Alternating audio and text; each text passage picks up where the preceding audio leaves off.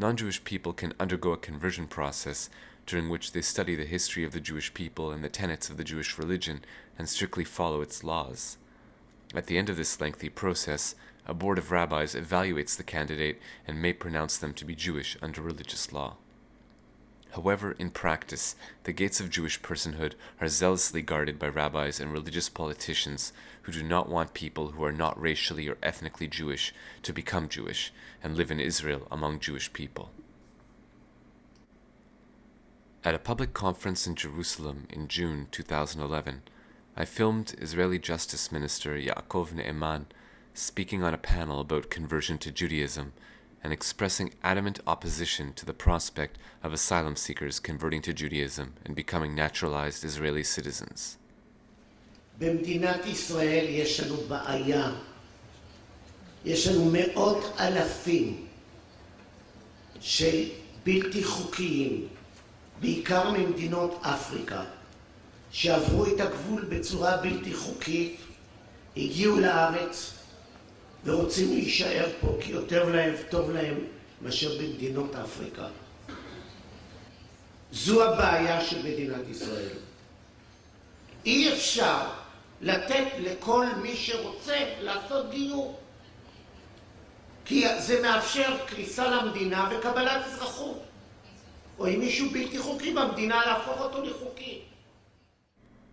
When the Justice Minister of the State of Israel says that non-Jewish people from Africa must be prevented from converting to Judaism because it will lead to their acquisition of permanent legal status in the country, then the law of return is not a policy of religious preference, but of racial discrimination in practice. One of the reasons that some Israelis oppose the presence of asylum seekers and other non-Jewish people in Israel is that they oppose miscegenation, so-called mixed marriages between Jewish people and non-Jewish people. In 2011, several Israeli cities held anti-miscegenation rallies under the rallying cry of "The women of Israel belong to the people of Israel."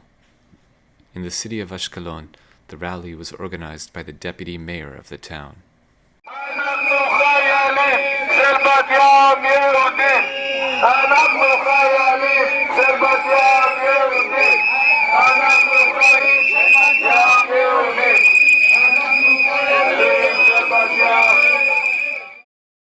The same sentiments against so-called race mixing were expressed at the April 2011 anti-asylum seeker rally in South Tel Aviv. אנחנו עובדים שעבודה שאתם לא צריכים לעבוד. אנחנו עובדים את החרה. למה לא מגיע לנו להיות חרה? וואי! אז איפה באוגנדה? איפה באוגנדה? איפה ישראל? איפה ישראל צריכה להיות באוגנדה? אני לא רוצה. תבוא לאוגנדה! לך לישון, לך לישון. אני אשן, תביא לי כרית. תביא לי כרית. מה נעשה? אתה אנס. תביא לי כרית, אני אתה אשן. גנב. תביא לי כרית, אני אשן. מה? תהיה באוגנדה. האם אפשר להחשיב אותם בכלל גרים?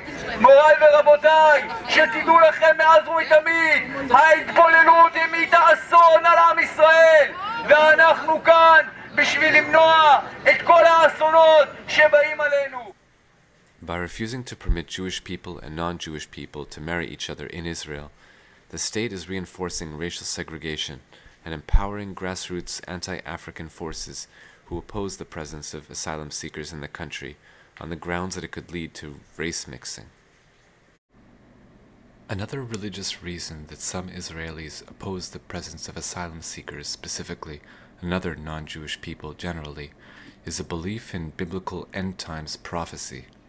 Apparently, some Jewish people subscribe to the notion that a religious world war to end all wars is imminent.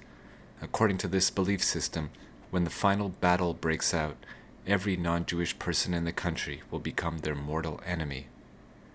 At a rally in downtown Tel Aviv in March 2011, a group of demonstrators demanded that foreigners be deported.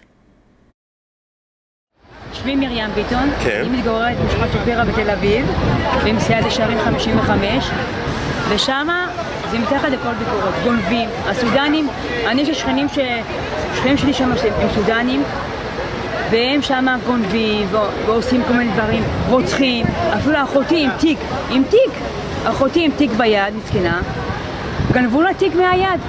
החברה פה, סודני אחד הביא לה בוקס בפנים, השן נשברה לה והיא כאן, וגם כן התיק שלה גנבו ממנה. היא אומרת, מרים, אי אפשר להיכנס לשום מקום, כל נווה שאנן זה סודני ואפריקאי. אני לא שאני אומרת שלא יבוא, אבל זה ארץ שלי. אני מרגישה, אני בשפירא נולדתי וגדלתי, וגם אני נשואה ואני גרה בשפירא, מזכירה. אז קשה לך עם פשע. תשמע, זה לא רק פשע. תראה, הם גויים, למה שיהיו איתנו?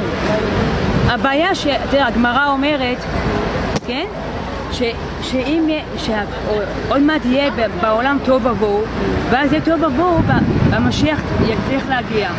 אז ברגע שהמשיח יגיע, לפני כן יהיה טוב ובוהו, ואז כל הגויים יקחו את הרשעים, ואז זה ממש בעיה. אז לפני שכל הבלגן הזה, מה אנחנו צריכים את זה?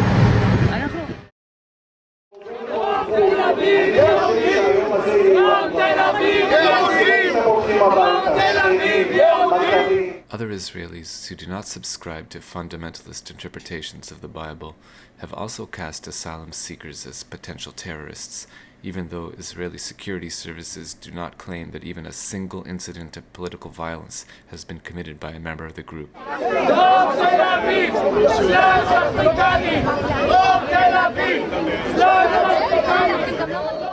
The very term that Israeli legislators who are hostile to asylum seekers use to describe them, infiltrators, implies that they are breaking the law by their very presence in the country.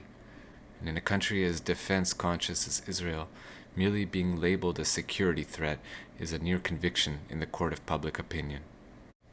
At the April 2011 anti-asylum seekers march in South Tel Aviv, one protest leader claimed that all asylum seekers are potential terrorists because their dire financial straits, a direct result of the government's refusal to grant them legal work permits, are fertile conditions for recruitment by militant groups who plan to attack Israelis. תדעו לכם, זה פצצת זמן, אתם תשאלו את המחיר, אנחנו לא יודעים למה זה יוביל אותנו, זה פצצת זמן, היום הם מסתננים בשביל פרנסה, מחר הם ירצחו בשביל פרנסה, הם יהיו מוכנים בשביל $1,000 לפוצץ 100,000 ישראלים, אין להם בעיות על זה, אין להם בעיה עם זה. In the Israeli cultural lexicon, there is more than one type of security threat. Israel's most powerful politician, Prime Minister Benjamin Netanyahu, is a secular Jew and does not generally use religious language to characterize non-Jewish people as threats.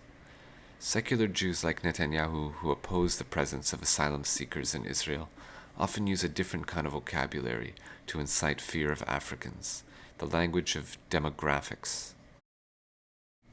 At a government meeting in July 2010, Netanyahu said that asylum seekers were a demographic threat to the Jewish and democratic character of the country, Haaretz reported. The point was not lost on political observers. William Tall, representative to the United Nations High Commission on Refugees in Israel, UNHCR, spoke on a panel in Jerusalem in June 2011 to discuss the migration of refugees to Israel. Tall told the audience that one reason for the Israeli government's reticence to accept asylum seekers is its demographic implications. You have people who genuinely believe that this influx of Africans, non-Jewish, from Africa is a threat to the very delicate demographic balance in Israel. People believe this. It is necessary to parse this statement about a delicate demographic balance in order to understand much of the secular Jewish opposition to asylum seekers in Israel. The panel at which Tall made his statement was moderated by Hebrew University Professor Emeritus Sergio Della Pergola.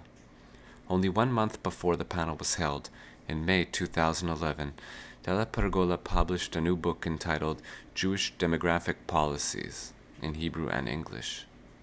In the book, Della Pergola states that it is an indisputable axiom that the government of Israel must prevent the non-Jewish population of the country from growing significantly. He writes, The main demographic challenge of Israel as a core state of the Jewish people is to preserve a clear and undisputed majority among the country's total population. The declaration of the establishment of the State of Israel made reference to a Jewish state, a state that would have Jewish characteristics, but it did not mention a necessity to establish or maintain Jewish demographic dominance, a clear and undisputed majority among the country's total population, or anything of the sort. The declaration states that the State of Israel will be open for Jewish immigration and for the ingathering of the exiles. It will foster the development of the country for the benefit of all its inhabitants. It does not state that the government will take measures in order to prevent the growth of the non-Jewish population of the country. In practice, however, for most of its history, the state has operated as if Della Pergola's call to preserve a clear and undisputed Jewish majority is a prime directive, instituting many rules and regulations which favor the growth of the country's Jewish population at the expense of the country's non-Jewish population. A decade ago, in 2002, the government of Israel activated a body called the Public Council on Demography in order to formalize a national demographic policy. In his book, Jewish Demographic Policies, Professor Della Pergola summarizes the main points of this policy. While most of the policy consists of recommendations geared towards increasing the amount of Jewish people living in Israel, it also explicitly includes recommendations geared towards reducing the amount of non-Jewish people living in Israel.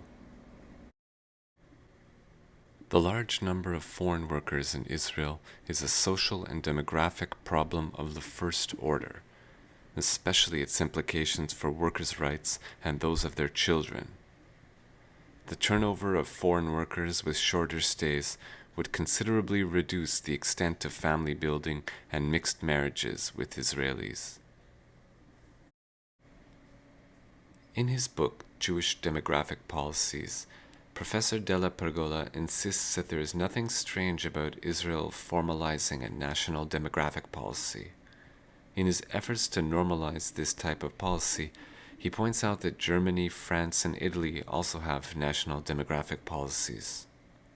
But Professor Jonathan Anson of Ben-Gurion University of the Negev in Beersheba points out that this is a patently false comparison. He insists that the Israeli approach to demographics is nothing at all like that of the other countries that Della Pergola makes reference to. Anson says, Germany, France, and Italy have committees that look at demographic problems, but they don't look at how do we have enough ethnic Germans to outnumber Turks, or enough Northern Italians to outnumber Sicilians, or enough ethnic French to outnumber North Africans. Because of the low birth rates in these countries, the labor force is shrinking in proportion to the amount of retirees in the population. Hence, these countries must calculate the amount of immigrants they need to convince to move there in order to maintain economic stasis. Anson says, what is specific to Israel is we try to encourage Jews to have children, and we try not to encourage Arabs to have children. We are unique in the unabashed way that we do it. We openly say that we do not want other people around.